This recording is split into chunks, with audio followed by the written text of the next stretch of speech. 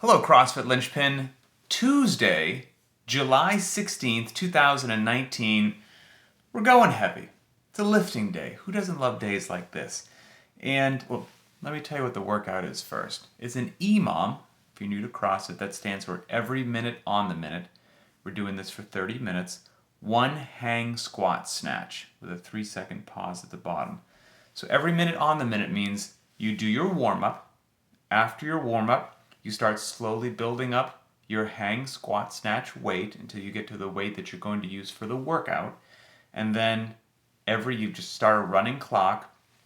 It goes 3, 2, 1, beep, begins. You hit one hang squat snatch. When you receive the barbell below parallel, you stay there for 3 seconds, a 3-second pause in the bottom. Then you stand it up and drop the weight. You rest the remaining time in that 1 minute, and when the next minute begins, you do another hang squat snatch. Pause 3 seconds in the bottom when you receive it. Stand it all the way up, drop it, rest in the remaining time in that minute till the next minute happens, and you play that game for 30 minutes. So you're going to get in 30 hang squat snatches at whatever weight you choose for the workout. Let's address we got a couple things we can address. We do the Bergner warm-up in our warm-up today, the CrossFit Linchpin variation of Mike Bergner's phenomenal warm-up.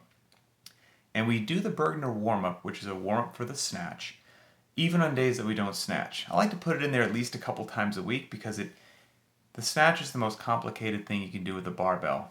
That doesn't mean that you need to lift every day. It doesn't mean that you should lift every day unless you're trying to go to the Olympics. If your goal is general physical preparedness, well-rounded fitness that will serve you perfectly in the real world, you don't need to do it every day. But since it's a complicated movement pattern, we touch it a couple times a week to keep it fresh in our mind, and it's just a phenomenal head-to-toe warm-up. So we did the Bergner warm-up, and there's videos there to show you how that goes down.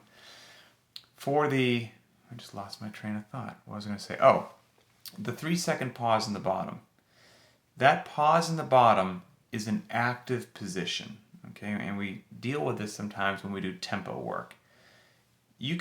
So think about if somebody's squatting down, they get just to the point where their hips are just below the top of their knee, right? Let's say they're 2 or 3 inches below parallel. They're not bottomed out where their butt and hamstrings are resting on their calves and they're in like a mashed potatoes position like they're a catcher at a baseball game. That's not the 3-second pause in the bottom we want. We want you, upper leg not resting on your lower leg. Engaged, strong musculature from head to toe, keeping tension at that just below parallel position for 3 seconds, and then you stand up. And that's what we want. Something like that is beneficial for increased time under tension, but it's also beneficial because a lot of times people can receive a barbell in the snatch and rush out of the bottom position, maybe taking a step forward or whatnot, and rushing out of the position, out of the bottom, for lack of a better way to say it, can save what was actually a bad lift. And if you receive it below parallel and you freeze, and you can freeze for 3 seconds, you nailed that receiving position. And so there's going to be a lot of benefit to a day like today. We have a video showing the hang snatch, aka the hang squat snatch, so that you can check out the form on that. Super Fitness Robot times don't really apply, but we can give some guidelines for percentages, classic lifting percentages. I would say Super Fitness Robot on a day like today is 75% or higher of your 1 rep max hang squat snatch. The more likely, I would say if you're anywhere 55% or higher, you're in a really good place. We, of course, have a scaled option today.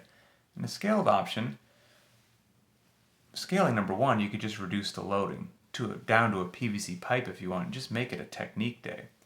The scaled option that we provided is a 20-minute EMOM, and I have there 1 hang power snatch and 1 overhead squat. So I replaced the 1 hang squat snatch on the scaled option with 3, 2, 1, go happens. You pick the barbell up off the ground, you get in the hang, you do a hang power snatch, and then while you have it overhead, you do 1 overhead squat. Then you drop the barbell, wait the remaining time, and you repeat that for 20 minutes. So for this scaled option, we reduced the overall volume, because you're getting in 20 snatches versus 30, and we reduce the complexity of the movement.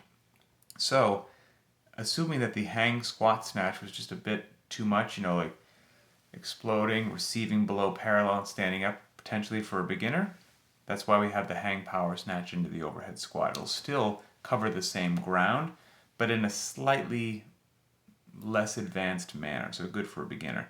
But maybe you can do the hang squat snatch, but 20 minutes is appropriate for you. So once again, just a way that you can look at what the prescribed workout is, look at what the scaled option is, and one of those two might fit your needs perfectly. But if not, you have the authority to kind of give yourself some wiggle room and find out what just works great for you.